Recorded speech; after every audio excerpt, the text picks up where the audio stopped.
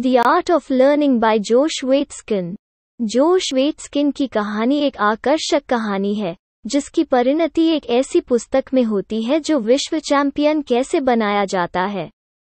इसकी अंतर्दृष्टि में किसी भी अन्य लेखन से आगे निकल जाती है। शतरंज की दुनिया में हर कोई जोश वेट्सकिन का नाम जानता था जब उसने 12 साल की उम्र में शतरंज मास्टर पद नाम अर्जित किया था। कहीं अपने 8 राष्ट्रीय चैंपियनशिप खिताबों के बीच में शतरंज की दुनिया में कुख्याति 5 साल बाद बॉबी फिशर की फिल्म सर्चिंग के साथ पॉप संस्कृति की प्रसिद्धि में बदल गई, जो वेट्सकिन के जीवन पर आधारित थी। अपने बच्चे की सेलिब्रिटी की स्थिति के कारण आंतरिक उथल-पुथल से बचने की तलाश में जोश ताओ ते चिंग पर ठोकर खाई और आंतरिक शांति के बौद्ध और ताओवादी दर्शन द्वारा तैयार किया गया था। ताई ची में आगे बढ़ते हुए उन्होंने पाया कि तकनीक और सिद्धांत को अवचेतन स्मृति में बदलने के लिए उन्होंने शतरंज में जिन तरीकों का इस्तेमाल किया, उन्होंने ताई ची में भी काम किया और उस ज्ञान को ताई ची क्रिया में बदल दिया, जिसने 13 राष्ट्रीय चैंपियनशिप के साथ अपने शानदार शतरंज रिकॉर्ड को भी प्रभावित किया। शतरंज के राजा से मार्शल आर्ट की किंवदंती तक की यात्रा अपने आप में आश्चर्यजनक है, लेकिन यहाँ असली कहानी यह है कि जोश ने बाद में वो किया जो कुछ ने किया है। कोलंबिया में दर्शन शास्त्र का अध्ययन करते हुए उन्होंने सीखने के उच्चतम स्तर की नींव का पता लगाना शुरू किया, अपने कदमों को फिर से खोजा और एक ऐसी प्रक्रिया को तोड़ दिया जिसे आमतौर पर केवल सहज रूप से ही समझा जा सकता है। नतीजा एक ऐसी किताब है जो स्पष्ट और व्यवहारिक शब्दों में बताती है कि हर शिल्प के हर ग्रैंडमास्टर ने क्या जाना है, लेकिन कुछ ने इतनी वाक्पटुता से व्यक्त किया है। जोश ने अपनी पद्धति को रूप को छोड़ने के लिए अध्ययन के रूप में प्रस्तुत किया, दूसरे शब्दों में अपने अंतर्ज्ञान या प्रवाह का हिस्सा बनने के लिए उन्हें अवचेतन मन को सौंपने के स्पष्ट उद्देश्य के साथ तकनीकी तरीकों का अभ्यास करना। यह पुस्तक उन वृद्धिशील कदमों की रूपरेखा है जिनका उपयोग आप वहां पहुंचने के लिए कर सकते हैं। एक व्यवस्थित बजाय बेतरतीब सीखने के लिए दृष्टिकोण। इस सारांश की लंबाई और घनत्व के लिए मेरी क्षमा याचना। यह पुस्तक विश्व स्तरीय प्रदर्शन के रहस्यों की जटिलताओं से भरी हुई है और बुलेट पॉइंट सूचियों में सामग्री की अखंडता को बनाए रखने का कोई तरीका नहीं था। आपको कामयाबी मिले। अध्याय 1 मासूम चालें और अध्याय 2 जीत से हारना। जोश अपनी कहानी के बारे में थोड़ा और विस्तार से शुरू करते हैं। एक 6 वर्षीय जो पार्क में एक शतरंज बोर्ड के साथ एक बूढ़े आदमी के पास गया और इतनी सहजता से शतरंज में ले गया कि उसने अपने पहले गेम में लड़के को लगभग हरा दिया। जोश द्वारा पार्क में हासलरों को परेशान करने के कुछ महीनों के बाद ब्रूस पेडोल्फिनी के नाम से एक शतरंज मास्टर ने युवा कौतुक के बारे में सुना और उसके शिक्षक बनने की पेशकश की। ब्रूस ने वास्तव में अमेरिकी बॉबी फिशर और सोवियत बोरिस स्पेस्की के बीच प्रसिद्ध 1972 के रूपक शीत युद्ध शतरंज मैच की घोषणा की थी। जोश के पिता बाद में बॉबी फिशर के लिए खोज पुस्तक लिखेंगे, जिसके कारण उनके बेटे के जीवन से प्रेरित होकर इसी नाम की फिल्म बनी। पार्क में ब्रूस की तकनीकी कोचिंग और स्ट्रीट स्टाइल अभ्यास के संयोजन के साथ जोश 8 साल की उम्र तक देश में अपनी उम्र के लिए सर्वोच्च रैंक वाला खिलाड़ी बन गया। राष्ट्रीय चैंपियनशिप के अंतिम दौर में हार के कारण उनकी उल्का पिंड वृद्धि बाधित हुई, लेकिन समुद्र पर एक छुट्टी बिताने और अपनी बिखरी हुई अजेयता पर कुछ परिप्रेक्ष्य हासिल करने के बाद जोश अपनी 8 राष्ट्रीय चैंपियनशिप में से पहला जीतने के लिए वापस आया। अध्याय 3 सीखने के लिए 2 दृष्टिकोण। जोश का तर्क है कि जिस तरह से अधिकांश लोग सीखते हैं, विशेष रूप से अत्यधिक प्रेरित लोग, बहुत गलत है। सीखने के लिए सही दृष्टिकोण खोजने के लिए 2 महत्वपूर्ण प्रश्न हैं। वे कौन से कारक हैं जो इसे शीर्ष पर पहुंचाने वाले कुछ लोगों को अलग करते हैं, और चूंकि अधिकांश लोग कभी भी उस ऊंचे लक्ष्य को प्राप्त नहीं करते हैं, तो प्रयास करने का क्या मतलब है? डॉक्टर कैरल डवेक बुद्धि के दो दिमागों के बीच अंतर करने के लिए प्रसिद्ध हैं, इकाई और वृद्धिशील। बहुत से लोगों को बुद्धि के इकाई सिद्धांत पर विश्वास करने के लिए उठाया जाता है, जो यह विश्वास है कि कौशल एक अंतर्निहित और अपरिवर्तनीय स्तर की क्षमता है। मैं एक अच्छा लेखक हूँ, या मैं गणित में बुरा हूँ जैसी भाषा का उपयोग करता हूँ।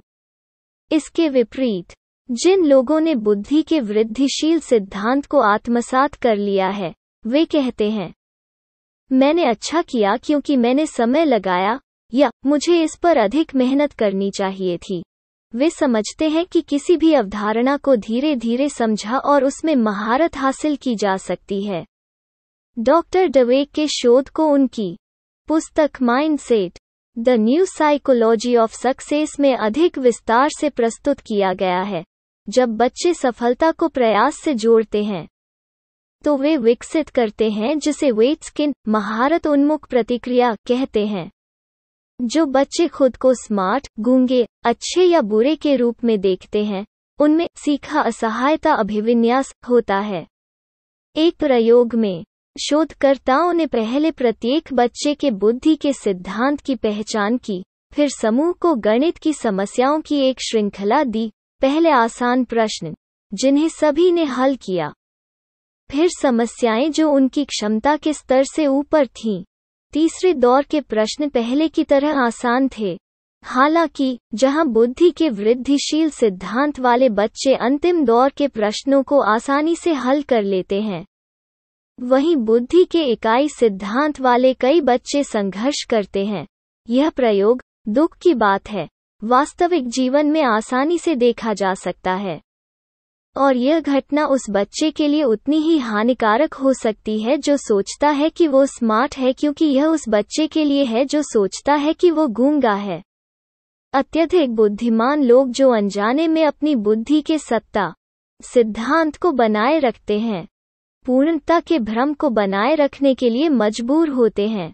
दो चीजों में से एक होता है, या तो वे ऐसा कुछ भी करने से बचना शुरू कर देते हैं जो उन्हें चुनौती दे सकता है, या किसी बिंदु पर वे एक ऐसी अवधारणा या विषय वस्तु का सामना करते हैं जिसे वे तुरंत मास्टर नहीं कर सकते।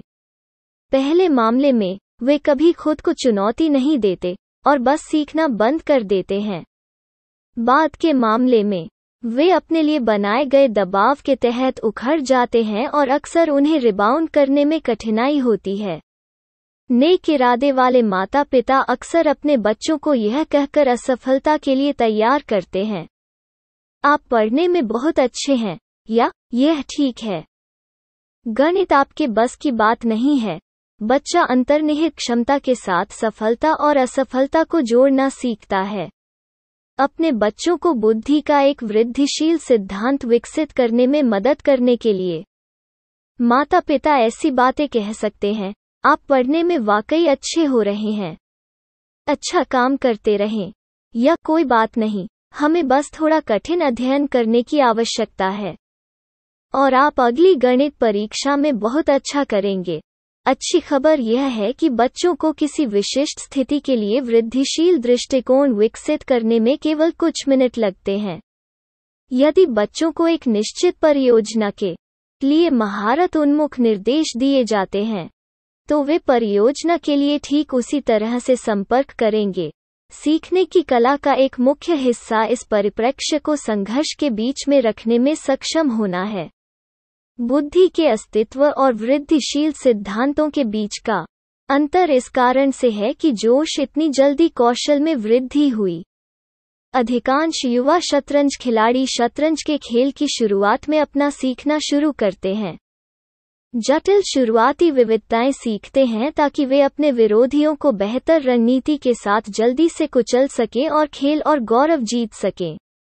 इसके विपरीत, जोश के शिक्षक ने एक राजा और एक मोहरे के खिलाफ केवल एक राजा के साथ अपना प्रशिक्षण शुरू किया।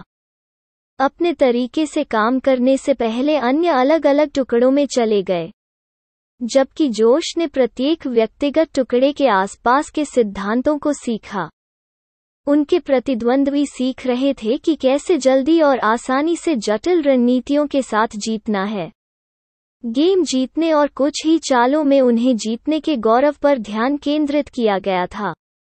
शतरंज की युवा लीगों में यह संभव है, लेकिन एक बार जब खिलाड़ी थोड़े बड़े हो जाते हैं तो उनके विरोधी बहुत कुशल हो जाते हैं और खेल की प्रकृति बदल जाती है। युवा खिलाड़ी को तब एक मजबूत मौलिक समझ के बिना छोड़ दिया जाता है। दुर्भाग्य से युवा लीगों में कोचों को जीतने के लिए प्रोत्साहित किया जाता है, और अब जीतने के लिए एक ठोस नींव बनाने के लिए नहीं।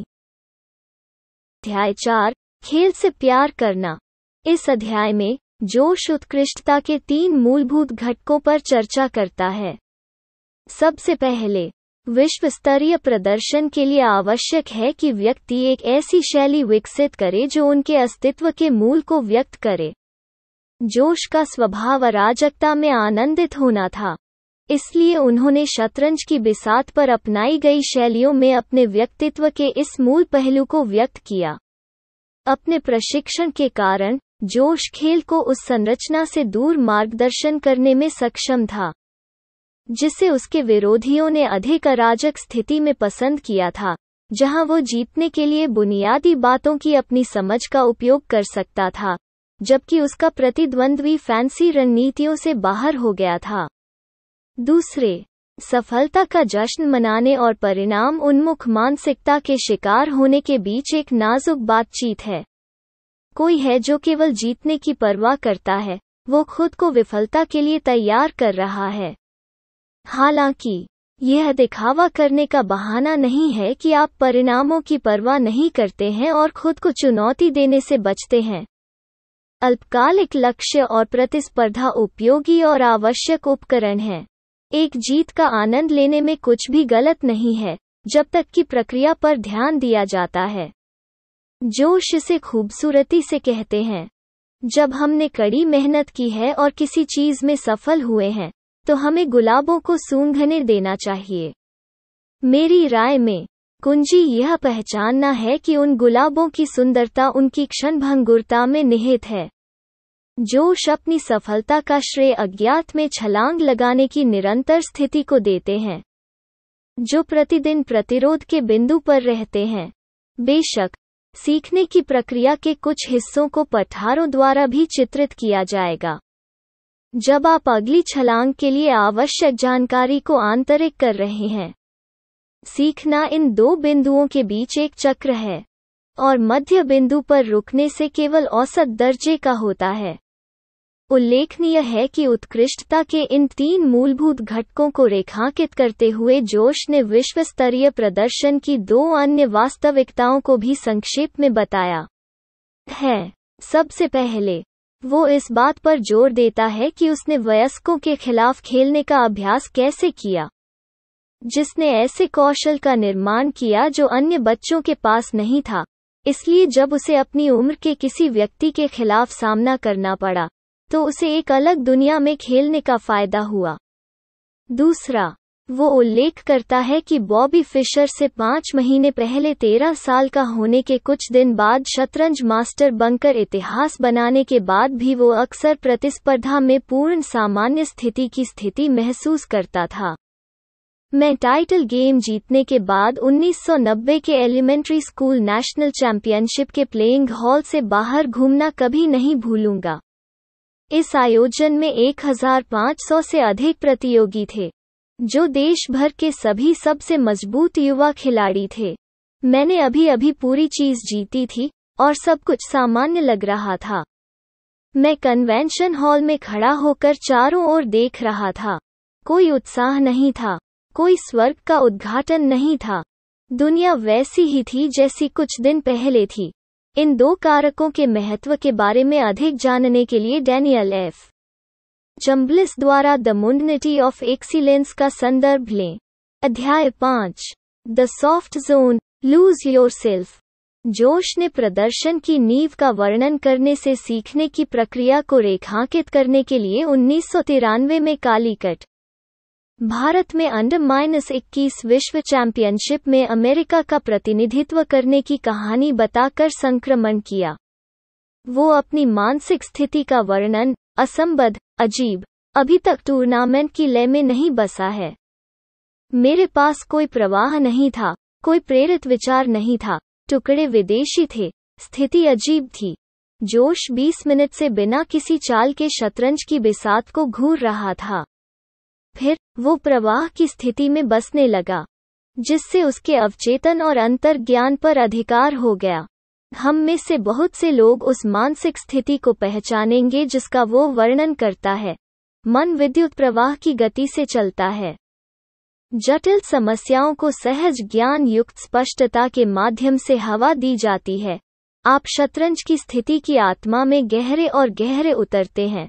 समय गिर जाता है, मैं की अवधारणा चली जाती है। वो सब आनंदमय जुड़ाव, शुद्ध उपस्थिति, पूर्ण प्रवाह मौजूद है। अचानक, जैसे ही जोश इस तरह की मानसिक स्थिति में डूबा हुआ था, एक भूकंप आया, जमीन का एक शाब्दिक हिलना जहां रोशनी चली गई और लोग इमारत से बाहर निकलने के लिए भागने लगे। आगे जो हुआ वो कुछ और सांसारिक लगता है। मुझे पता था कि क्या हो रहा था, लेकिन मैंने इसे शतरंज की स्थिति के भीतर से अनुभव किया। मेरे और मेरे नहीं, शुद्ध विचार और एक विचारक की जागरूकता का एक वास्तविक तालमेल था। मैं शतरंज की स्थिति को नहीं देख रहा था, लेकिन मैं अपने आप को और शुद्ध सगाई की शांति के भीतर से हिलती हुई दुनिया से अवगत था। और तब मैंने शतरंज की समस्या हल की। किसी तरह भूकंप और मरती हुई रोशनी ने मुझे रहस्योद्घाटन के लिए प्रेरित किया।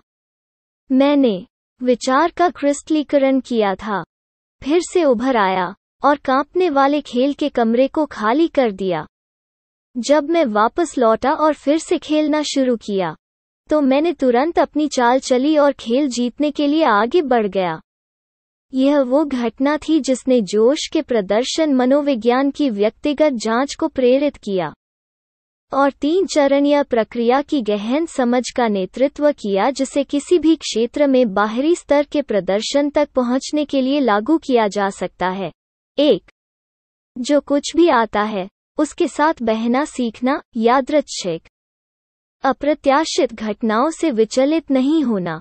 यह वो जगह है जहां 99.9% आबादी संघर्ष करती है और स्थिर हो जाती है।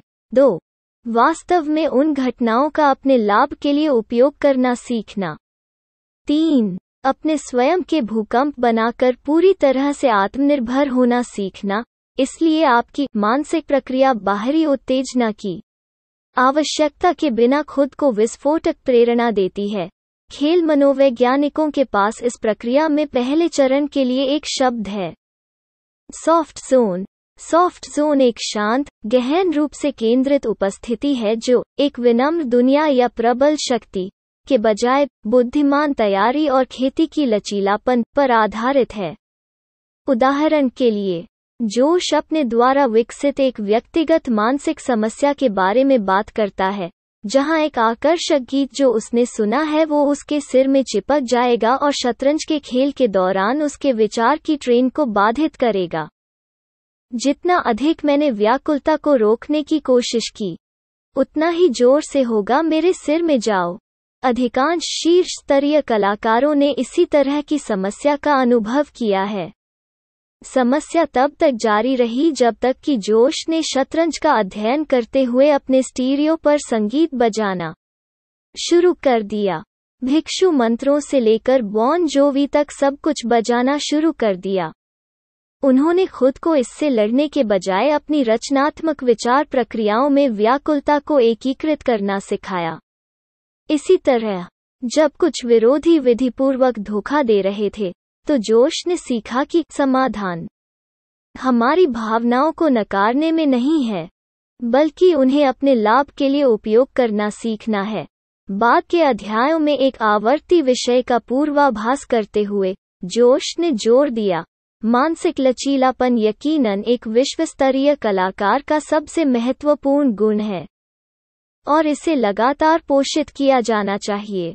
चुनौतियों से बचने के विरोध में उनकी तलाश करें। अध्याय 6, नीचे की ओर सर्पिल। इस प्रक्रिया का दूसरा चरण, अपने लाभ के लिए प्रतिकूल घटनाओं का उपयोग करना सीखना कठिन हो सकता है। अक्सर पहली गलती अकेले विनाशकारी नहीं होती है, लेकिन मनोवैज्ञानिक प्रभाव के सर्पिल होने के बाद और अधिक त्रुटियों में बदल जाती है।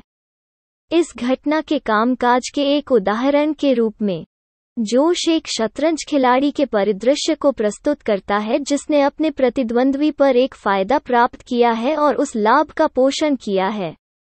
खेल को लगातार जीत में बदलने के तरीके की तलाश में खर्च कर रहा है। जब यह खिलाड़ी तब एक छोटी सी त्रुटि करता है जो उसके प्रतिद्वंद्वी को स्थिति की बराबरी करने की अनुमति देता है, तो यह शायद ही कोई आपदा है। खिलाड़ी अब बराबरी पर हैं। हालांकि अक्सर ऐसा होता है कि खिलाड़ी अभी भी मनोवैज्ञानिक रूप से अपनी प्रमुख स्थिति के लिए प्रतिबद्ध है। वो हर चाल की गणना इस आधार पर कर रहा है कि क्या यह उसकी वर्तमान स्थिति पर एक लाभ प्रदान करेगा। इसलिए जब वो अब एक संभावित कदम को देखता है जो उसे एक समान स्थिति में रखेगा, तो वो मानसिक रूप से इसे निम्न के रूप में खारिज कर देता है। विशेष रूप से उन पदों की तलाश करना जो एक लाभ प्रदान करेंगे। संभावित चालों की संख्या को सीमित करता है, जिससे खिलाड़ी को गंभीर नुकसान होता है। एक विचार जो मैंने सिखाया वो एक गंभीर गलती करने के बाद उपस्थिति और मन की स्पष्टता हासिल करने का महत्व था।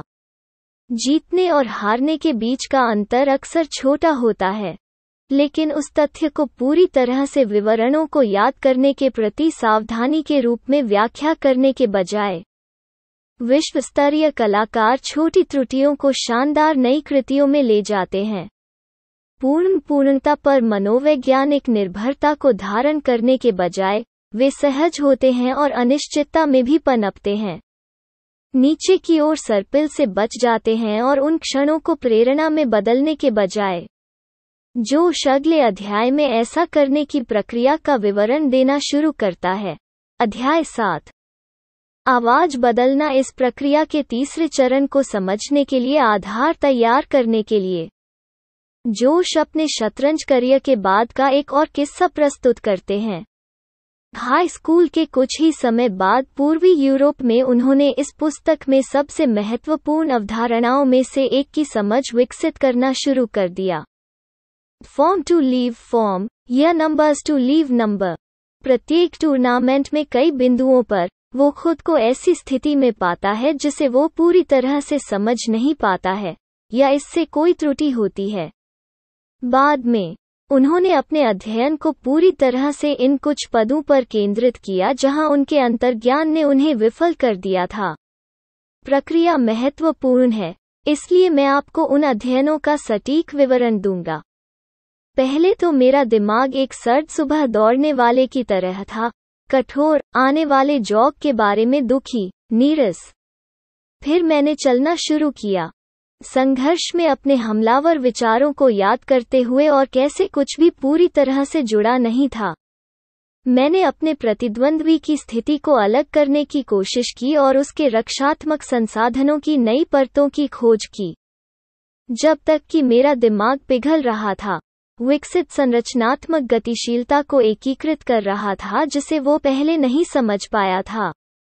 ओवर टाइम, मैं विश्लेषण की लय में बस गया, विकसित होने वाले परिष्कार के अनगिनत पैटर्न में लथपथ।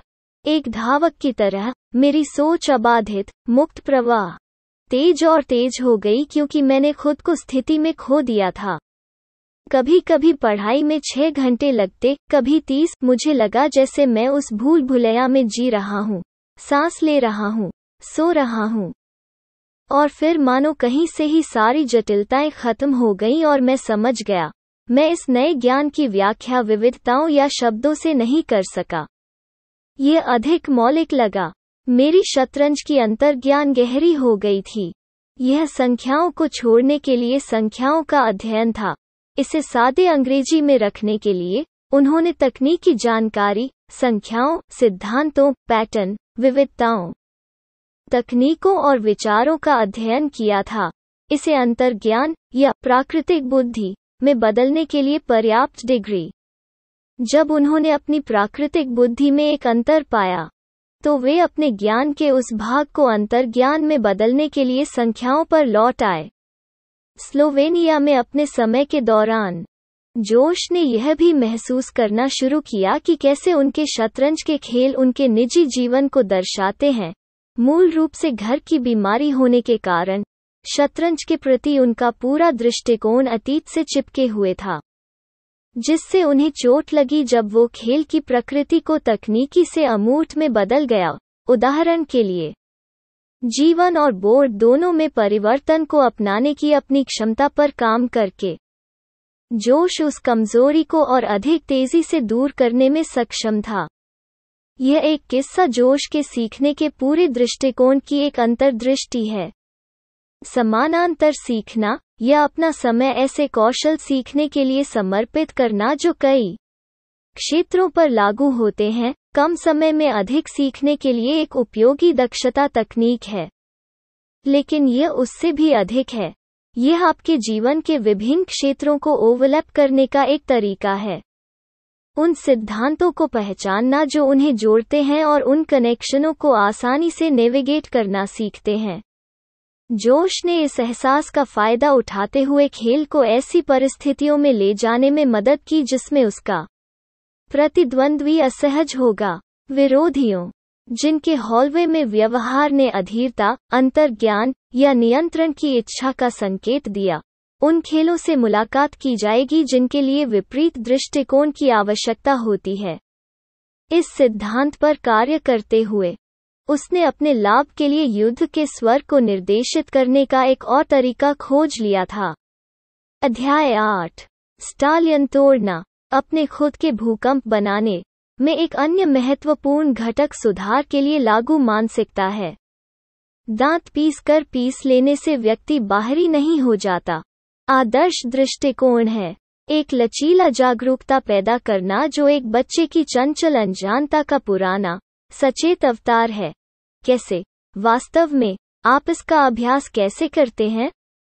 सबसे पहले, जोश इस तरह से संचालन की आवश्यकता पर लौटता है जो आपके अस्तित्व के मूल के अनुरूप हो। मेरा मानना कि एक जागरूक उच्च कलाकार बनने के लिए संक्रमण में सबसे महत्वपूर्ण कारकों में से एक यह है कि आपकी खोज के साथ आपका संबंध आपके अद्वितीय स्वभाव के अनुरूप रहता है। हमारी प्राकृतिक आवाज को हटाकर हम खुद को केंद्र के बिना छोड़ देते हैं। गुरुत्वाकर्षण हमें संतुलित करता है क्योंकि हम अपने रास्ते में अनगिनत बाधाओं को नेविगेट करते हैं। जोश इस बिंदु को मेंटरशिप के बारे में एक दिलचस्प किस्से के साथ दिखाता है। वो 2 अलग अलग आकाओं के साथ प्रशिक्षण ले रहा था, जिसे कई लोग दुनिया के 2 सर्वश्रेष्ठ शतरंज खिलाड़ी मानते थे। यूरी रज़ुएव ने पहले अपने छात्र की शैली के मूल में खुदाई करके सिखाया, फिर छात्र के अपने दृष्टिकोण को मजबूत करने के लिए अपने प्रशिक्षण को डिजाइन किया।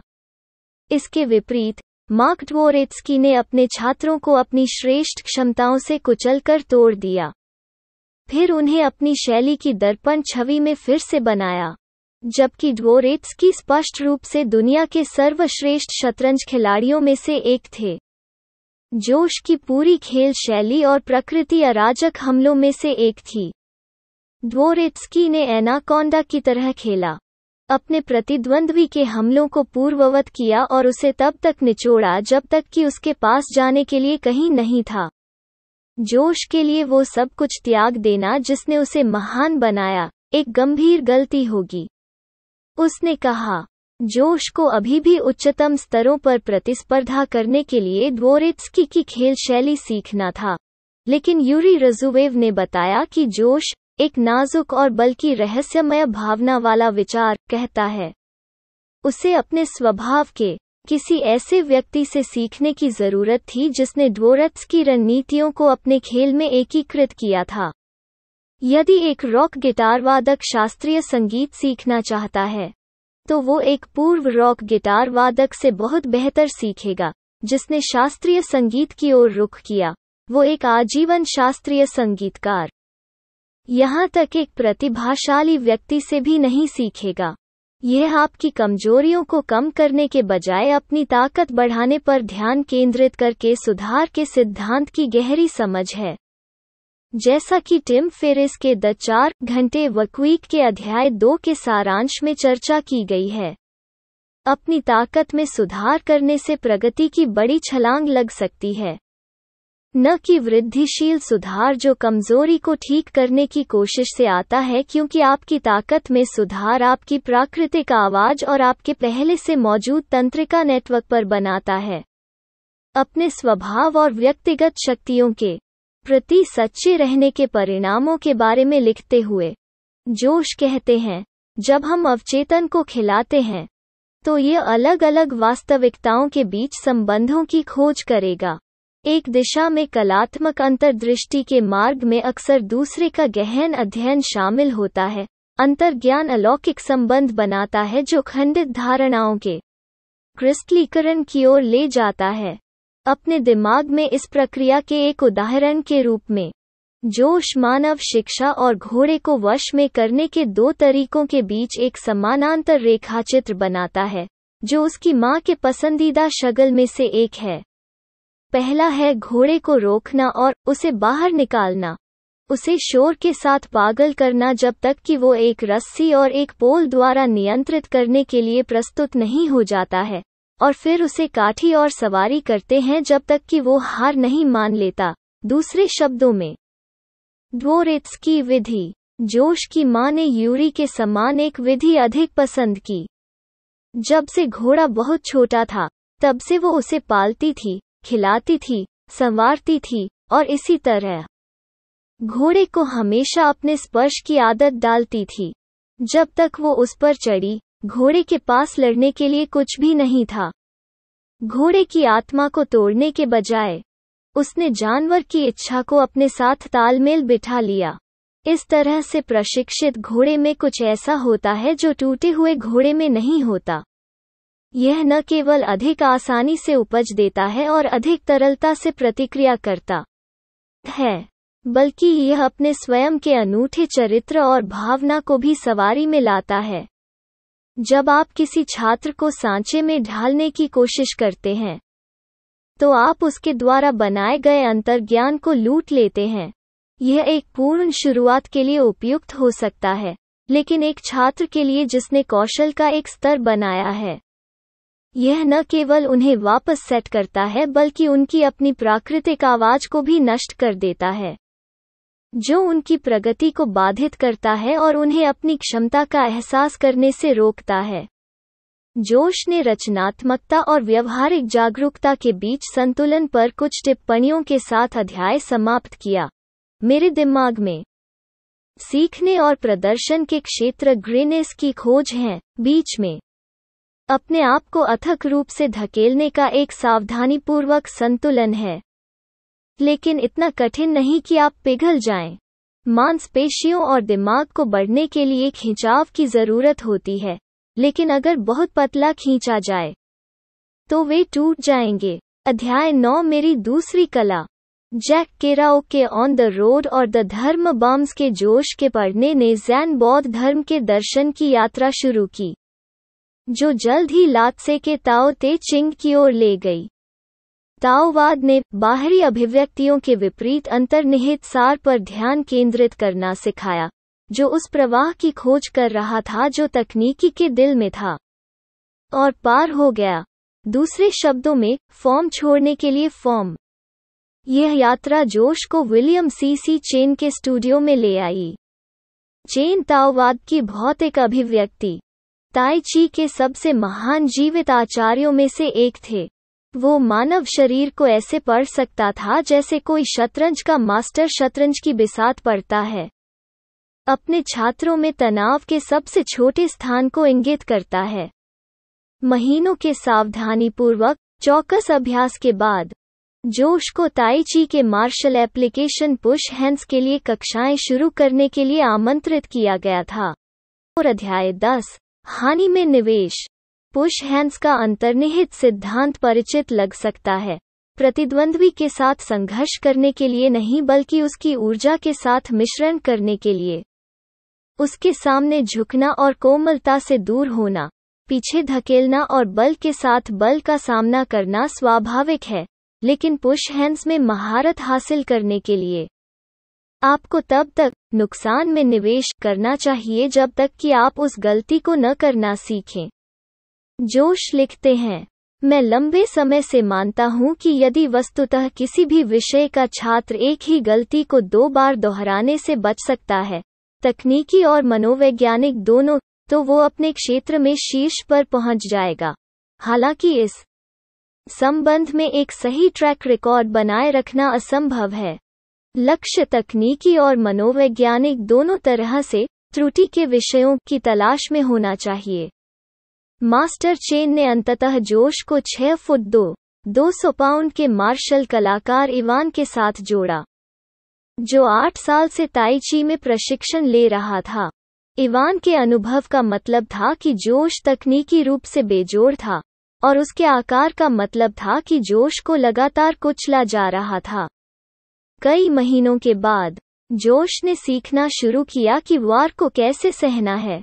जैसे जैसे वो और अधिक शांत होता गया, उसके प्रतिद्वंद्वी की चाल धीमी होती गई। एक दिन अचानक जोश ने पाया कि इवान ने अब एक चुनौती भी प्रस्तुत नहीं की। खुद को नुकसान में निवेश करने के लिए तैयार नहीं होने के कारण इवान ने उस समय से जोश से झगड़ा करने से परहेज किया और जोश के सुधार से सीखने के अवसर से चूक गए। सीखने की प्रक्रिया में एक आवर्ती चक्र होता है, पूर्ण थ्रॉटल क्रिया का एक चरण, और प्रवाह में एक टूटी फूटी वृद्धि। बहुत से लोग इन विकास चरणों के दौरान नुकसान में निवेश करने से इनकार करते हैं और परिणामस्वरूप अपने खेल को कभी भी अपग्रेड नहीं करते हैं। एक अन्यथा प्रतिभाशाली मुक्केबाज जिसे बाएं जाब में कठिनाई होती है, वो कभी भी प्रगति नहीं करेगा यदि वो खुद को शुरुआती मानसिकता में डालने और अपने कौशल के उस पहलू को संबोधित करने के लिए तैयार नहीं है। कभी कभी एक टाइगर वुड्स को पीछे हटना पड़ता है, अपने गोल्फ स्विंग को पूरी तरह से तोड़ना पड़ता है, और अगर वो अगले स्तर तक जाना चाहता है तो अपने खेल को फिर से संगठित करने के लिए ग्राउंड जीरो से शुरू करना पड़ता है। यह न केवल इसलिए चुनौतीपूर्ण है क्योंकि यह मानसिक रूप से कठिन है, बल्कि इसलिए भी कि अक्सर ऐसे अन्य लोग होते हैं जो आपसे एक निश्चित स्तर पर प्रदर्शन की उम्मीद कर रहे होते हैं। इस बाधा को पार करने के लिए हमें दूसरों को हमें असफल देखने देने के लिए तैयार रहना चाहिए, और उस निराशा को जोखिम में डालने के साथ सहज रहने का आजीवन अभ्यास करने के लिए आंतों की दृढ़ता होनी चाहिए। अध्याय 11, छोटे वृत्त बनाना। उत्कृष्टता की खोज में विशिष्ट कारक चौड़ाई से अधिक गहराई है। सूक्ष्म के विस्तृत रहस्य में डुबकी लगाने के लिए ताकि यह समझ सके कि मैक्रोटेक क्या करता है। व्यस्त आधुनिक दुनिया में डूबे हुए बहुत से लोग ऐसा करने के लिए आवश्यक फोकस से पूरी तरह से अपरिचित हैं, लेकिन महानता का मार्ग वास्तव में और पूरी तरह से गहन स्तर पर आवश्यक रूप से महारत हासिल करना है, न कि सहायक क्षमताओं की एक श्रृंखला को इकट्ठा करना। कुछ मार्शल आर्ट में छात्रों को उनके द्वारा याद किए गए फूलदार नृत्य आंदोलनों की संख्या के आधार पर मूल्यांकन किया जाता है। वे फैंसी किक्स और ट्विल्स के साथ फॉर्म कलेक्टर हैं जिनका बिल्कुल कोई मार्शल मूल्य नहीं है। इसके विपरीत ताई ची में सुधार के लिए जोश का दृष्टिकोण सबसे सरल आंदोलनों को क्रमिक रूप से परिष्कृत करना था, जैसे कि हवा के माध्यम से अपने हाथ को 6 इंच धकेलना। उन्होंने इस गति के माध्यम से अपने शरीर में तनाव को महसूस करना सीखा, महीने दर महीने खर्च करके हर आखिरी जघन्य कठोरता को खत्म किया। छोटे आंदोलनों को तब तक दोहराते हुए जब तक कि उन्होंने भावना विकसित नहीं की, यानी बाएं रूप।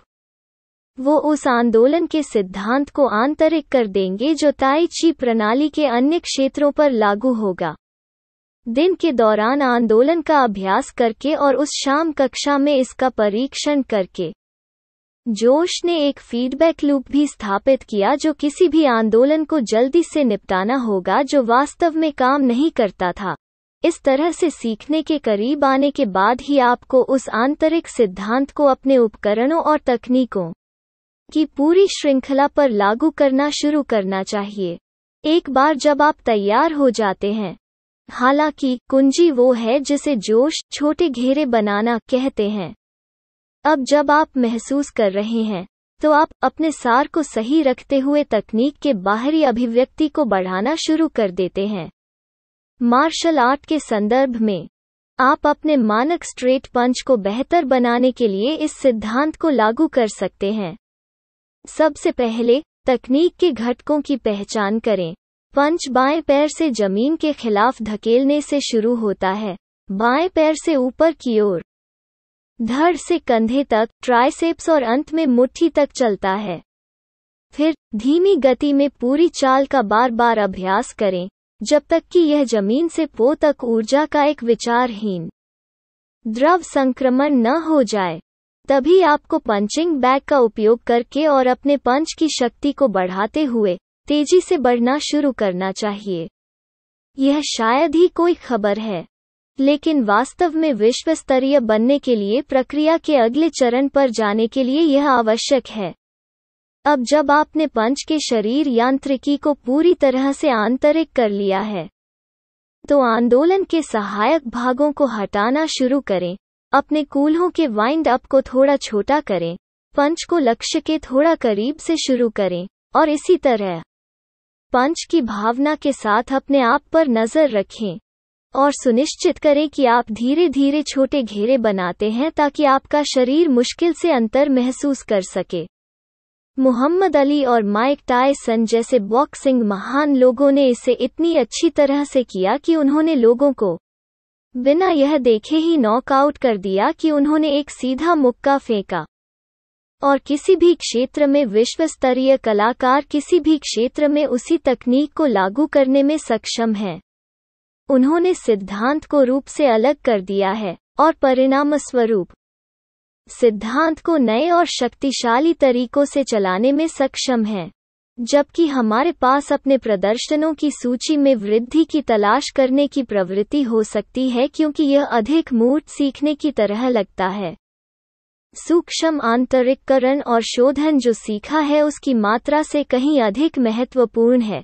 तथ्य यह है कि जब तीव्र प्रतिस्पर्धा होती है, जो सफल होते हैं बाकी की तुलना में थोड़ा अधिक सम्मानित कौशल है। यह शायद ही कभी एक रहस्यमय तकनीक है जो हमें शीर्ष पर ले जाती है, बल्कि एक बुनियादी कौशल सेट की गहन निपुणता है। क्यों? बिल्कुल। सप्ताह के किसी भी दिन गहराई धड़कती है क्योंकि यह हमारी छिपी क्षमता के अमूर्त, अचेतन, रचनात्मक घटकों के लिए एक चैनल खोलती है। अध्याय 12, विपरीत परिस्थितियों का उपयोग करना। प्रतिकूलता को केवल उन बाधाओं की अपरिहार्य उपस्थिति के रूप में नहीं देखा जाना चाहिए जिनसे निपटा जाना चाहिए और उन पर विजय प्राप्त की जानी चाहिए। यह जोश की सीखने की प्रणाली का एक उपयोगी और महत्वपूर्ण हिस्सा है। एक बात के लिए प्रदर्शन करने और प्रदर्शन करने की हमारी क्षमता को बढ़ाने के बीच संतुलन बहाल करने का एक अच्छा अवसर है। यह एक व्यापक रूप से देखने योग्य त्रासदी है कि उच्च प्रदर्शन करने वालों को इस संतुलन को बनाए रखने में बड़ी कठिनाई होती है। जोश लिखते हैं, बाहरी और आंतरिक प्रशिक्षण या ठोस और अमूर्त, तकनीकी और सहज ज्ञान युक्त के बीच लहरदार का महत्व सभी विषयों पर लागू होता है और दुर्भाग्य से आंतरिक उपेक्षित हो जाता है।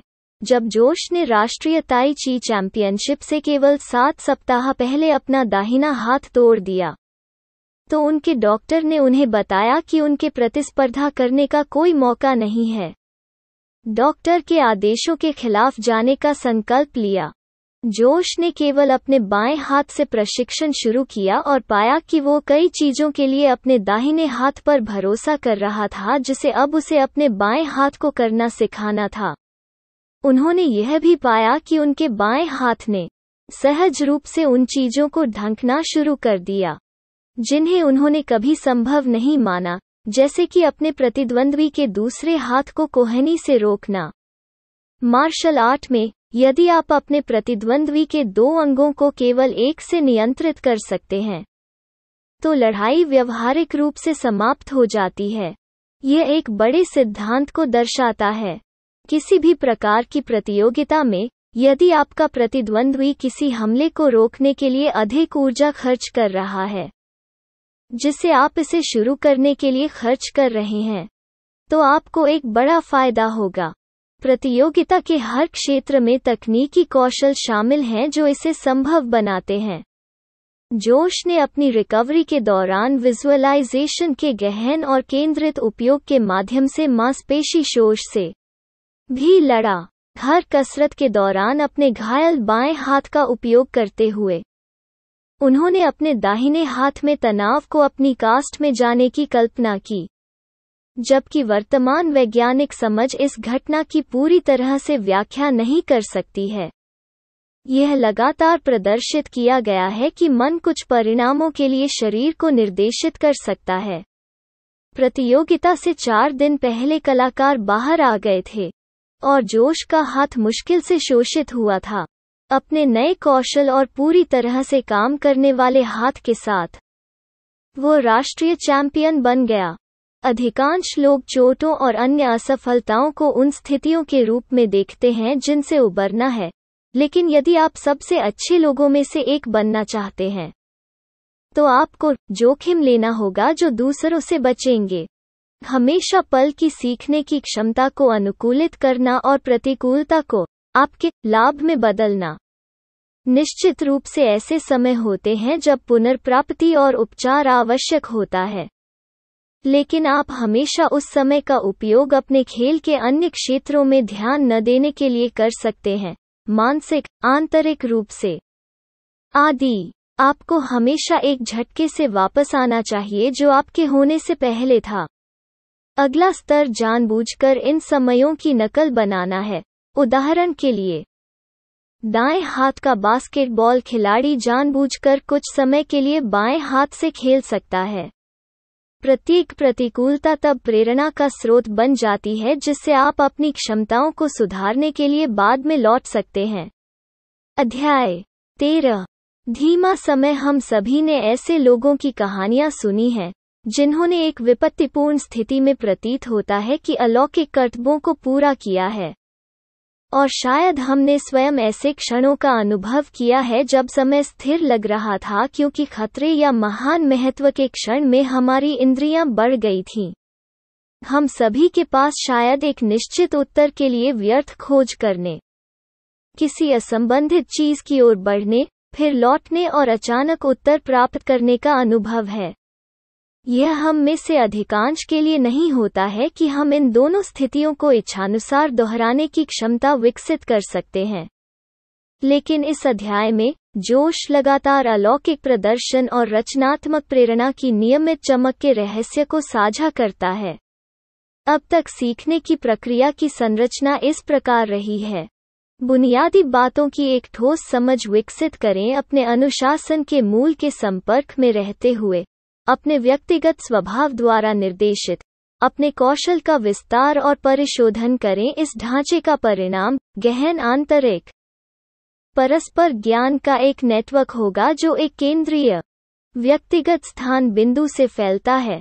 अंतर्ज्ञान और उन क्षणों की नकल करने की कुंजी जो प्रतीत होता है कि अकथनीय कर्मों के लिए उस नेटवर्क को नेविगेट करने और रचनात्मक अंतर्दृष्टि को प्रोत्साहित करने के लिए इसका उपयोग करने की क्षमता है। यहाँ 2 महत्वपूर्ण अवधारणाएं हैं: खंडित और नक्काशीदार तंत्रिका पथ। चंकिंग से तात्पर्य मस्तिष्क की उस प्रवृत्ति से है जो बड़ी मात्रा में सूचनाओं को पैटर्न के विभिन्न हिस्सों में व्यवस्थित करके संभालती है। एक प्रयोग में शोधकर्ताओं ने शतरंज के खिलाड़ियों को बोर्ड पर पदों को याद रखने की उनकी क्षमता का परीक्षण करने के लिए शतरंज की बिसात के सामने रखा। विशेषज्ञ खिलाड़ी आसानी से उन पदों को याद कर सकते हैं जो अन्य विशेषज्ञों द्वारा खेले जाने वाले खेलों से आए थे, क्योंकि उन्होंने कुछ पैटर्नों को पहचाना और तदनुसार खेल को खंडित किया जब यादृच्छिक स्थिति वाले बोर्डों के साथ प्रस्तुत किया गया। हालांकि उनके पास कुछ भी नहीं था और स्मृति चुनौती में अक्सर कम कुशल खिलाड़ियों से भी बदतर प्रदर्शन किया। नक्काशीदार तंत्रिका मार्गों की अवधारणा विखंडू की प्रणाली और विखंडू के बीच संबंधों को संदर्भित करती है। जोश के चंक्स के बारे में सोचने के दूसरे तरीके के लिए चार्ली मुंगेर के मानसिक मॉडल के जाली कार्य देखें। शतरंज के संदर्भ में एक नौसिखिया बोर्ड पर सभी 32 टुकड़ों के लिए हर संभव कदम के सभी पुनरावृत्तियों से आसानी से अभिभूत होता है और सीखना है धीमा, क्योंकि जोश ने प्रत्येक टुकड़े की चाल की सरणी को अलग थलग करना सीखकर शुरू किया। उसके अवचेतन मन ने जल्दी से प्रत्येक टुकड़े को उसके मूल्य और संभावित आंदोलनों के साथ जोड़ना सीख लिया। वहां से एक खिलाड़ी उन टुकड़ों के एक दूसरे के साथ संबंधों को सीखना शुरू करने में सक्षम होता है। चूंकि प्रत्येक खंड को पहले अवचेतन में स्थानांतरित कर दिया गया है, मस्तिष्क हजारों गणनाओं के बराबर संसाधित करने में सक्षम है और टुकड़ों का एक नेटवर्क विकसित होना शुरू हो जाता है। खिलाड़ी सरल राजा, रानी और बिशप को राजा, किश्ती और रात के खिलाफ जोड़कर बड़े अधिक जटिल विखंडू विकसित करता है। उदाहरण के लिए, और रिश्तों से विखंडू विकसित करना उच्चतम स्तरों पर। खिलाड़ी उन नियमों के अपवादों को भी तोड़ रहा है जो जटिलता की इन बढ़ती परतों से स्पष्ट हो जाते हैं। इन खिलाड़ियों में इस समय तीव्रता से उपस्थित रहने की क्षमता होती है, जिससे उनके चेतन मन को एक हद तक आराम मिलता है जो अवचेतन को अपना काम करने देता है। और यह मन की स्थिति है जो शीर्ष स्तरीय प्रदर्शन की कुंजी है। विचार अवचेतन मन को नियंत्रण में रखने वाले चेतन मन से संबंध खोए बिना प्राथमिक भूमिका निभाने देना है। यह कैसे होता है? इसके प्रदर्शन के लिए इन शब्दों को देखते रहने के लिए कुछ समय दें, लेकिन अपनी परिधीय दृष्टि को अपने ऊपर हावी होने दें। फिर इन शब्दों पर फिर से ध्यान दें, लेकिन अपनी परिधीय दृष्टि के बारे में वही जागरूकता बनाए रखें। इसी तरह अत्यधिक कुशल लोग अवचेतन को स्वतंत्र रूप से संचालित करने दे सकते हैं, जबकि जागरूक एक साथ विवरणों को सुलझाते हैं। प्रतियोगिता के उच्चतम स्तरों पर खेल का अधिकांश भाग अप्रत्याशित से बचाव करने और चीजों को परिचित तंत्रिका पथ में वापस लाने के इर्द गिर्द घूमता है। चेतन मन में अवचेतन की प्रसंस्करण शक्ति का केवल एक अंश होता है, जिसके परिणामस्वरूप अक्सर ऐसी स्थिति उत्पन्न होती है जहां एक प्रतियोगी केवल तात्कालिक धुंधलापन का अनुभव करता है, जबकि दूसरे ने चालों की एक श्रृंखला को अंजाम दिया है। प्रत्येक अवचेतन रूप से दर्जनों विकल्पों में से चुना गया है, कैलिब्रेटेड आधारित प्रतिद्वंद्वी की छोटी छोटी प्रतिक्रियाओं पर। उन स्थितियों में जहां समय स्थिर प्रतीत होता है, जानकारी केवल अवचेतन को अधिक कुशलता से प्रेषित की जा रही है। जीवन या मृत्यु की स्थिति में मस्तिष्क केवल बहुत कम मात्रा में जानकारी पर ध्यान केंद्रित कर रहा है, अन्य सभी इनपुट को अप्रासंगिक के रूप में अवरुद्ध कर रहा है। लेकिन हम एक विशिष्ट क्षेत्र में टुकड़ों के नेटवर्क बनाकर इस घटना को कृत्रिम रूप से उत्पन्न कर सकते हैं, क्योंकि वो सारी जानकारी अब अवचेतन में जा रही है। तब चेतन मन की क्षमता बहुत संकीर्ण रूप से ध्यान केंद्रित करने के लिए मुक्त हो जाती है, और परिणामस्वरूप समय की धारणा धीमी हो जाती है। जैसे जीवन मृत्यु की स्थिति में, सिवाय इसके कि अन्य सभी सूचनाओं को अनदेखा करने के बजाय हमने इसे अवचेतन में डाल दिया है। इस तरह से अवचेतन को विकसित करने वाला कोई व्यक्ति हर एक फ्रेम के लिए सैकड़ों फ्रेम में काम कर सकता है, जिसे एक अप्रशिक्षित व्यक्ति देख सकता है। नतीजतन प्रशिक्षित दिमाग समय के उन हिस्सों में काम कर सकता है जो अप्रशिक्षित दिमाग अनुभव करने में सक्षम है। अध्याय 14 रहस्यवादी का भ्रम। उच्चतम स्तरों पर पढ़ना और अंततः इरादे को नियंत्रित करना प्रतियोगिता को उन जगहों पर ले जाने की कुंजी है जहां तंत्रिका मार्ग आपसे परिचित हैं। प्रतियोगिता में जोश अपने बताता है को छिपाने के लिए कोई प्रयास नहीं करेगा, अपने प्रतिद्वंद्वी को यह पता लगाने के व्यक्त उद्देश्य के साथ कि वे क्या थे। फिर एक महत्वपूर्ण क्षण में वो जानबूझकर एक भ्रामक बयान प्रदर्शित करेगा, जिससे उसका प्रतिद्वंद्वी भटक जाएगा। यह एक उदाहरण है जिसे जोश मानसिक प्रोग्रामिंग कहते हैं। यह एक ऐसी प्रणाली जिसमें आप प्रतिद्वंद्वी में क्रिया प्रतिक्रिया का एक पैटर्न देखते हैं और उत्तेजित करते हैं। फिर भविष्य कहने वाला शक्ति का उपयोग करें जो आपको जीत हासिल करने के लिए देता है। जैसे जैसे आप प्रतिस्पर्धा के उच्च स्तर पर जाते हैं, छोटे घेरे बनाना और धीमा करना आपके प्रतिद्वंद्वी को मानसिक प्रोग्रामिंग को नोटिस करने से रोकने के लिए और अधिक आवश्यक हो जाता है। एक कुशल प्रतिद्वंद्वी अक्सर मानसिक प्रोग्रामिंग का पता लगाता है। इसलिए अधिकांश उच्च स्तरीय प्रतियोगिताएं बोर्डरूम से लेकर मैदान तक एक दूसरे की प्रोग्रामिंग को बेअसर करने वाले प्रतियोगियों के इर्द गिर्द घूमती हैं और शोषण करने के लिए नई खोज करती हैं। यदि आप इस तरह के किसी भी खेल के बारे में नहीं जानते हैं, तो इसका मतलब यह हो सकता है कि दूसरी पार्टी ऐसी दुनिया में काम कर रही है जिसे आप नहीं समझते हैं। सावधानी के साथ आगे बढ़ें। यह सब एक साथ लाना। अध्याय 15 उपस्थिति की शक्ति और अध्याय 16 क्षेत्र की खोज। महान और औसत दर्जे के बीच का अंतर लगातार बढ़ते तनाव के साथ शांति से रहने की क्षमता है। दबाव में अनुग्रह प्रदर्शित करने के लिए हमें पहले दिन प्रतिदिन में गहराई से उपस्थित होना सीखना चाहिए। सतत शिखर प्रदर्शन तनाव और पुनर्प्राप्ति के पैटर्न से आता है। कई उच्च प्रदर्शन करने वालों में हर समय पूरी गति से जाने की प्रवृत्ति होती है, लेकिन शीर्ष प्रदर्शन करने वाले वे होते हैं जिन्होंने नियमित रूप से पुनर्प्राप्ति को शामिल करना सीख लिया है। पुनर्प्राप्ति अपने आप में एक महत्वपूर्ण कौशल है। हम रिकवरी में जितने बेहतर होंगे, हम उतना ही बेहतर प्रदर्शन करेंगे। हमारे दैनिक जीवन में परिश्रम और विश्राम के बीच झूलने के कई तरीके हैं। जब आप फोकस के साथ संघर्ष करना शुरू करते हैं, तो एक गहरी सांस लें, जल्दी से चलें, या ध्यान के लिए कुछ समय निकालें। इस तरह से वैकल्पिक करने की क्षमता रखने से आपको अधिक लचीला होने में मदद मिलेगी। साथ ही जब आप अपने चेतन मन को नियंत्रण छोड़ने के लिए मजबूर करने के लिए कुछ समय लेते हैं, तो आपके अवचेतन से रचनात्मकता के विस्फोट की अनुमति मिलती है। अच्छी खबर यह है कि जितना अधिक आप आराम के चक्रों का अभ्यास करेंगे, आपको उतना ही कम लेने की आवश्यकता होगी। एथलीट अक्सर अपनी शारीरिक पुनर्प्राप्ति क्षमताओं को बेहतर बनाने के लिए अंतराल प्रशिक्षण का उपयोग करते हैं।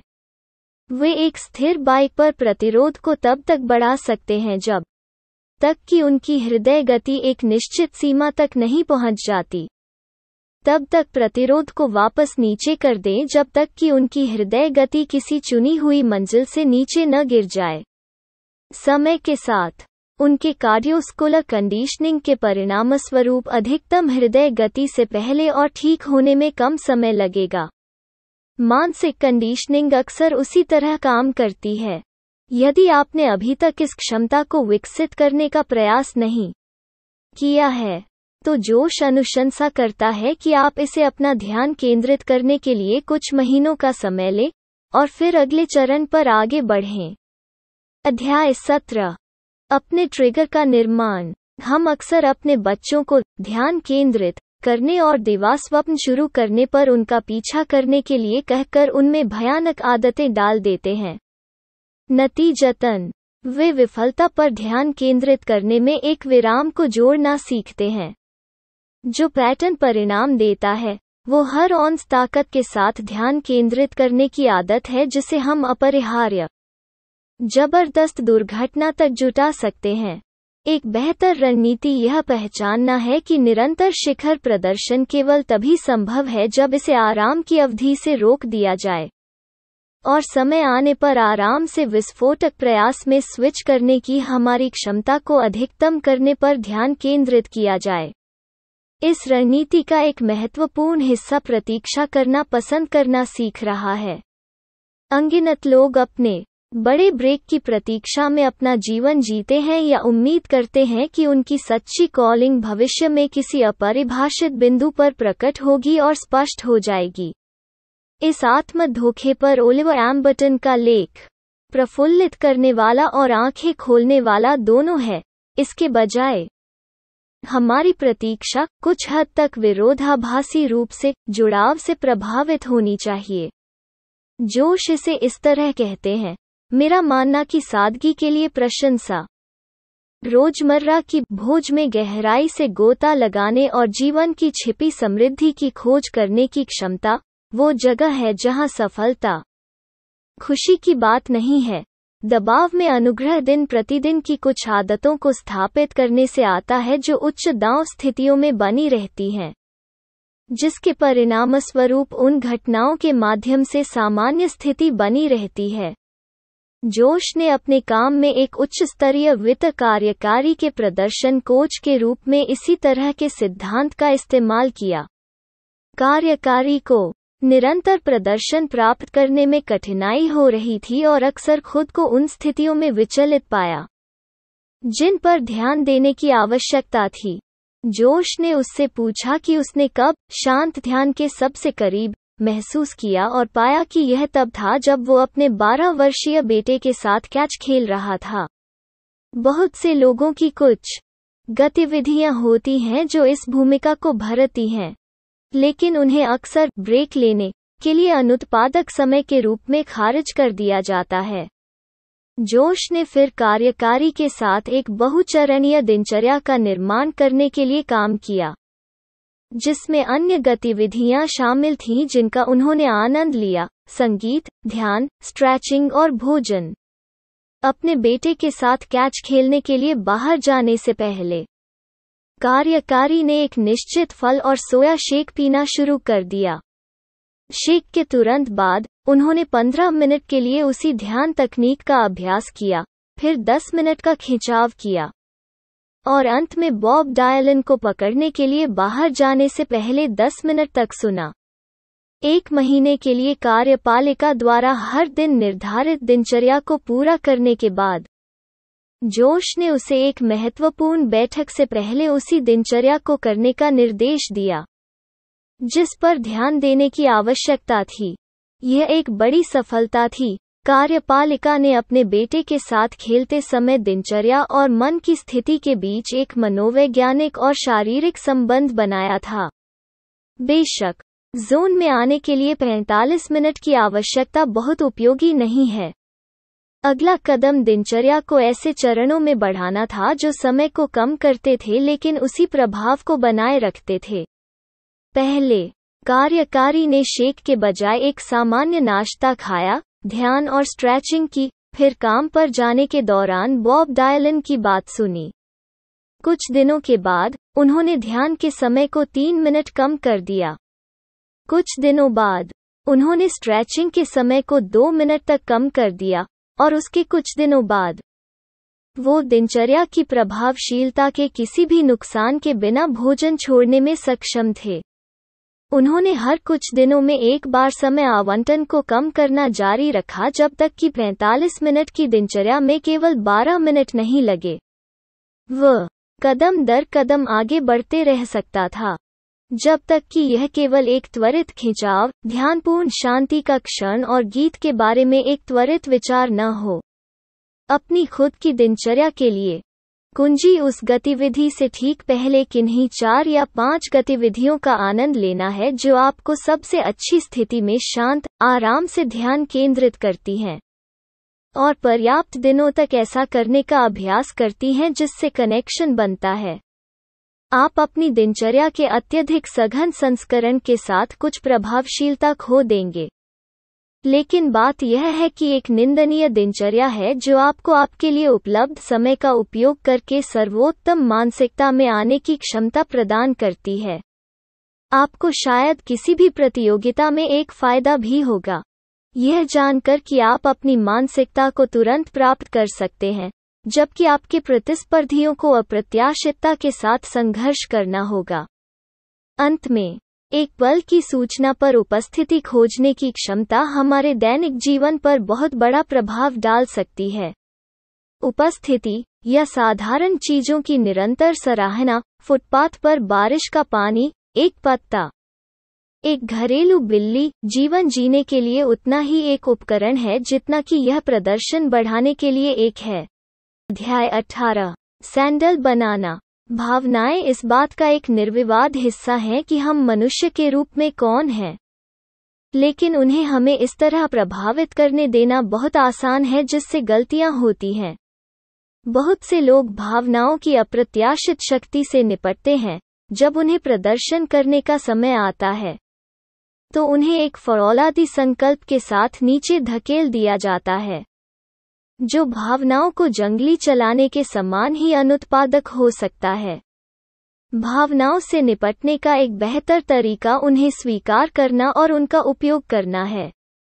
कंटीली सड़क पर चलने के लिए आपको पूरी सड़क को पक्का करने की जरूरत नहीं है, बस सैंडल बनाओ।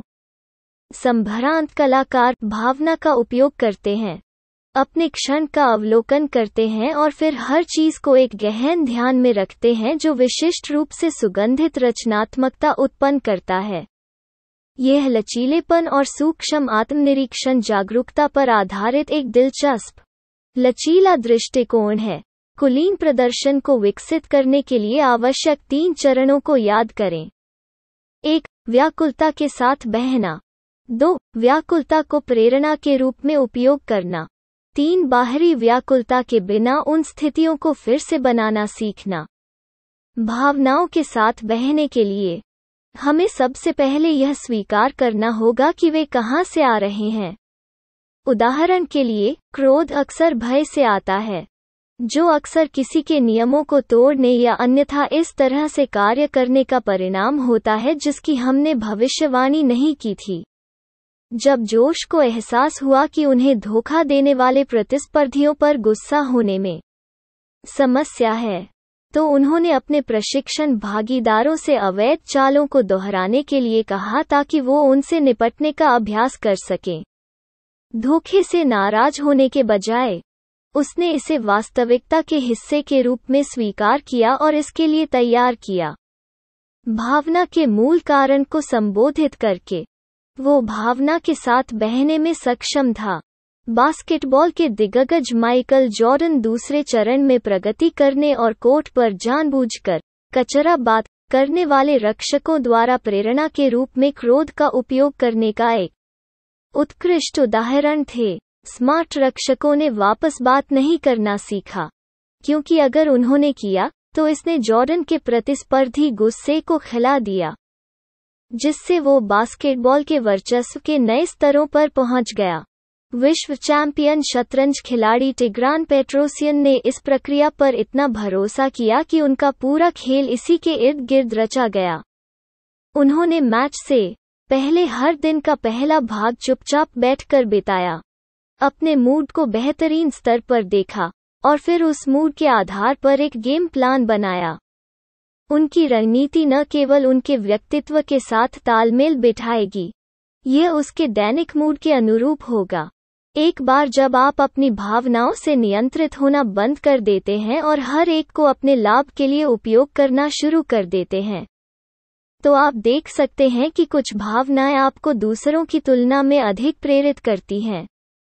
यदि खुशी, क्रोध, आत्मविश्वास या भय आपके सर्वश्रेष्ठ प्रदर्शन को प्रेरित करता है, तो आप उस विशेष मनोदशा को स्थापित करने के लिए अपनी ट्रिगर प्रक्रिया का निर्माण करना चाह सकते हैं। जोश इस प्रक्रिया को इस तरह से सारांशित करता है। सबसे पहले, हम सॉफ्ट जोन की खेती करते हैं। हम अपनी भावनाओं के साथ बैठते हैं, उनका निरीक्षण करते हैं, उनके साथ काम करते हैं, सीखते हैं कि अगर वे हमारी नाव को हिला रहे हैं तो उन्हें कैसे तैरने दें, और जब वे हमारी रचनात्मकता को बढ़ावा दे रहे हों तो उनका उपयोग कैसे करें। तब हम अपनी कमजोरियों को ताकत में बदल देते हैं जब तक कि हमारे प्राकृतिक विस्फोटों से इनकार नहीं किया जाता है और नसें हमारे खेल को तेज करती हैं। डर हमें सचेत करता है, क्रोध फनल को ध्यान में रखता है। इसके बाद हमें पता चलता है कि कौन सी भावनात्मक स्थितियां हमारे सबसे बड़े प्रदर्शन को गति प्रदान करती हैं। यह वास्तव में एक व्यक्तिगत प्रश्न है। हम में से कुछ सबसे अधिक रचनात्मक होंगे जब उत्साह होगा, अन्य जब उदास होंगे। अध्याय 19। यह सब एक साथ लाना। इस प्रक्रिया के परिणाम किसी भी क्षेत्र के उच्चतम स्तरों पर आसानी से स्पष्ट हो जाते हैं। जोश लिखते हैं, मेरे अनुभव में सबसे महान कलाकार और प्रतियोगी अपने स्वयं के मनोविज्ञान को नेविगेट करने, अपनी ताकत पर खेलने, युद्ध के स्वर को नियंत्रित करने में माहिर हैं ताकि यह उनके व्यक्तित्व के साथ फिट हो सके। सीखने की वास्तविक कला तब होती है जब हम आगे बढ़ते हैं। प्रवीणता जब हमारा काम हमारे सार की अभिव्यक्ति बन जाता है। किसी भी प्रकार के प्रतिस्पर्धी अनुशासन के उच्चतम स्तरों पर हर कोई महान है। इस बिंदु पर निर्णायक कारक शायद ही कभी होता है जो अधिक जानता है, लेकिन जो लड़ाई के स्वर को निर्धारित करता है। इस कारण से लगभग अपवाद के बिना चैंपियन ऐसे विशेषज्ञ होते हैं जिनकी शैली उनकी अनूठी ताकत के बारे में गहन जागरूकता से उभरती है और जो उस दिशा में लड़ाई का मार्गदर्शन करने में अत्यधिक कुशल होते हैं। चैंपियंस ने तकनीकी में इतनी पूरी तरह से महारत हासिल कर ली है कि उनके पूरे खेल में स्वतंत्र रूप से बहने वाली अंतर्ज्ञान शामिल है। जो लोग और भी आगे बढ़ते हैं वे एक फीडबैक लूप बनाने में सक्षम होते हैं जिसके द्वारा वे अपने चेतन मन से इसे फिर से बनाने और अपने अवचेतन को बेहतर निर्देश देने के लिए अंतर्ज्ञान के परिणामों का निरीक्षण करते हैं। इस स्थिति की ओर ले जाने वाली प्रक्रियाएं जटिल और तरल हैं और सीखने की कला प्रत्येक अध्याय के भीतर और बाहर उन अवधारणाओं को बुनती रही है। यदि आपका सिर इस बिंदु पर घूम रहा है, जैसा कि मेरा था, तो आप शायद सीखने की प्रक्रिया के तीसरे चरण को एक उच्च स्तरीय चेकलिस्ट प्रारूप में बदलने की सराहना करेंगे। 1. कम जटिलता की स्थिति का अध्ययन करके एक ठोस नींव रखना। 2. उन सिद्धांतों को तेजी से जटिल परिस्थितियों में लागू करें। 3. छोटे घेरे बनाएं। एक ही तकनीक लें और इसका तब तक अभ्यास करें जब तक आपको इसका सार महसूस न हो जाए, फिर इसकी पूरी प्रभावशीलता बनाए रखते हुए इसे धीरे धीरे गाढ़ा करें। 4.